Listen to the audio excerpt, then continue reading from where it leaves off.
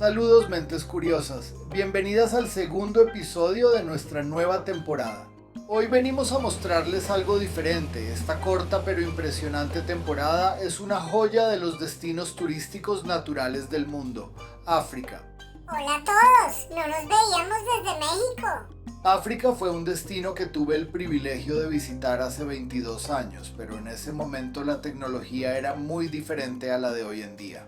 El material que les presentamos en estos episodios fue grabado con una cámara DVI y posteriormente digitalizado y mejorado, lo cual por sí solo fue un gran reto como vimos en el episodio anterior. Acompáñanos en este recorrido por Kenia y Tanzania, donde podrán conocer más sobre su gente, su fauna y sus ecosistemas. ¿Están listos? Comencemos. África es considerada como la cuna de la humanidad. Aquí los seres humanos han habitado sus sabanas, selvas y montañas por miles de años, coexistiendo con una variedad de animales y peligros que acechan a cada paso. Desde grandes depredadores hasta pequeñas y venenosas criaturas, este lugar requiere de nuestra completa y constante atención. Para esto debemos seguir ciertas reglas. Ustedes se preguntarán, pero ¿cómo así que reglas? Y así es, cada destino tiene sus reglas, así que presten atención. No, reglas no, a mí no me gustan las reglas. 1. Nunca te debes bajar del vehículo. Si necesitan ir al baño, ustedes pueden poner pausa al video. Nosotros no tuvimos esa suerte. 2. No toques nada que no conozcas. Aquí hay plantas venenosas, alacranes bajo las rocas y los monos no son tan amigables como parecen. 3. No te lleves nada más que tus fotos y no dejes nada más que tus huellas. Debemos generar el menor impacto posible sobre estos ecosistemas. Ya que tenemos las reglas claras, entonces entremos en materia. El proceso de planear un safari es un proceso largo desde su inicio. En esta ocasión nosotros optamos por contratar una compañía local en Kenia, que resultó ser mucho más barato que la oferta internacional. Además, hicimos los trayectos entre nuestros destinos por tierra, lo cual no solo es más barato que hacerlo por aire, sino que también muestra una realidad mucho más cercana a lo que es la vida aquí. Fueron trayectos ocasionalmente largos e incómodos por la calidad de las carreteras y las distancias entre las visitas, pero hay mucho más que ver en África que animales. Este es el primer punto importante que quisiera hacer.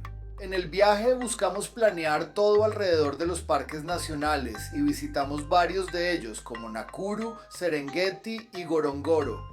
Pero también hay reservas privadas como Sweet Waters, que son una gran adición al paquete en mi opinión. Además, hay que decir que el turismo que reciben estos países está acostumbrado a buena comida y acomodaciones, que a menudo se encuentran dentro del mismo parque. Y habiendo dicho esto, ahora sí, a lo que vinimos. Dentro de los safaris hay un concepto muy utilizado que son los grandes 5.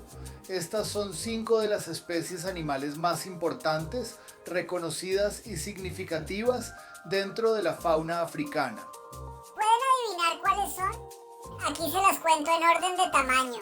Elefante, rinoceronte, búfalo, león y leopardo. Y de entrada puedo decirles que aquí los podrán ver todos, aunque el leopardo fue el más difícil de encontrar. Es un animal con una naturaleza solitaria y esquiva, fue uno de los hallazgos más especiales del viaje. Aunque estos grandes 5 son un buen marco de referencia sobre lo que los turistas quieren ver en un safari, las mejores sorpresas son las más inesperadas. ¿Qué fue eso? Está el águila. La fauna africana es muy diversa y diferente a la de otros continentes, inclusive se podría decir que es única. El Serengeti es una región comprendida entre Kenia y Tanzania. Son planicies que se extienden por muchos cientos de kilómetros y que son el escenario de una de las migraciones más importantes e impresionantes del mundo animal. En ella, millones de ñus y cebras cruzan estas increíbles distancias en busca de praderas frescas, impulsadas por las lluvias y sus instintos reproductivos. Seguro que no es tan cómodo como un carro, pero es gratis. Juntas estas dos especies han creado una relación en la que ambas se benefician llamada mutualismo. Los ñus ofrecen su olfato y las cebras su visión. Por sí solos no son nada especial, pero juntos se complementan y son mejores. Debe haber una enseñanza por ahí en algún lado, ¿no? A través de cientos de miles de años, estos comportamientos han evolucionado juntos, dándole a cada especie características únicas y su lugar en uno de los espectáculos naturales a mayor escala en todo el planeta.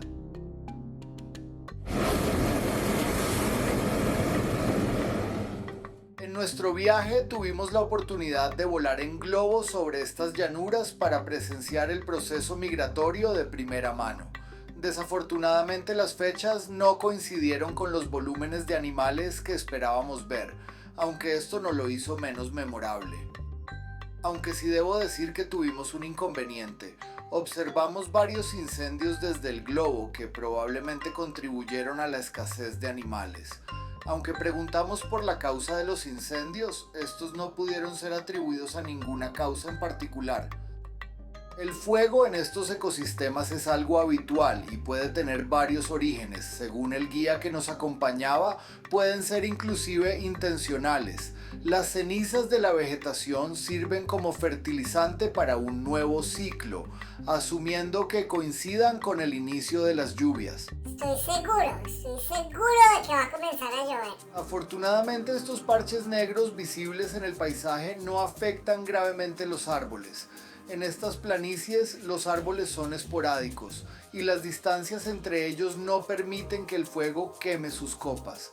El fuego aquí afecta mayormente el pasto, arbustos y los pequeños animales que no logran escapar de la conflagración, pero que a su vez sirven de alimento para otros animales que aprovechan la invitación a la parrillada. Sin duda el paisaje africano desde el aire fue algo inolvidable. Es una sensación extraña, una mezcla entre la serenidad de la naturaleza y el ruido ensordecedor del gas y el fuego que se utiliza para calentar el aire. Si están planeando un safari en África, no se queden sin experimentar esta maravilla. De nuevo con los pies en tierra, este viaje todavía tiene mucho más que ofrecer. Para los que no lo sepan, gran parte del continente africano fue colonizado por los europeos. Kenia y Tanzania ambas fueron colonias y por lo tanto son países con historias similares, aunque uno de ellos fue territorio inglés y el otro alemán. Hasta el día de hoy, ambos países muestran los rezagos del tercer mundo, visibles en su pobreza y falta de infraestructura, habiendo sido víctimas de industrias extractivas por siglos. No son minerales, o es petróleo, o árboles, pero siempre hay algo. En el momento de nuestra visita, Kenia era un país que intentaba desarrollar una industria turística al nivel de sus vecinos al sur. No sé si siga siendo así, pero en su momento era más económico y su gente era increíblemente amable.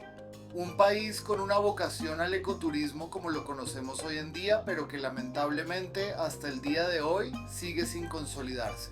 Tanzania, al contrario, era un destino turístico por excelencia y su fama mundial en el mundo de los safaris lo hacía un destino mucho más reconocido, pero con un alto precio. La gente no era tan amable y los costos eran mucho más altos para el viajero. Aunque ambos destinos son similares, creo que si tuviera que escoger entre los dos me quedaría con Kenia. Hay otro punto importante que quisiera compartir con todos ustedes y es algo que llevo conmigo hasta el día de hoy. Hay tribus indígenas, especialmente en el lado de Kenia, que se llaman los Masái. Estas son culturas ancestrales, descendientes de los primeros humanos en un lugar que es considerado como la cuna de la humanidad. Comunidades que han vivido aquí por miles de años manteniendo vivas sus tradiciones y su modo de vida. Al momento de la visita recuerdo que me impactó mucho ver estas tribus viviendo en condiciones tan precarias. Me preguntaba cómo era posible que a principios del siglo XXI hubieran personas que aún vivieran sin electricidad o agua potable.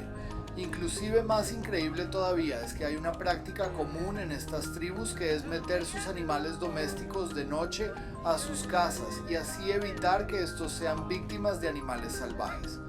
¡Ah, cuidado! Yo les dije que era peligroso. Para estas comunidades la riqueza de un hombre no se mide por cuántos ceros tiene su cuenta bancaria, sino cuántas cabras y vacas tiene a su nombre. Estos animales de pastoreo son utilizados ocasionalmente por su carne, pero más importante aún, son apetecidos por su sangre que se mezcla con su leche y se bebe sin tener que sacrificar al animal. No creo. Lo veo, lo huelo, pero no. Creo que no. Además, estos animales son un bien intercambiable. En su cultura, todo matrimonio ocurre con un intercambio de animales, como un dote de parte de la familia del novio a la novia. Esto en su cultura se llama lobola, aunque su dependencia de estos animales se ha convertido en un problema. Al ser considerados tan valiosos, sus animales se convierten en parte de la familia.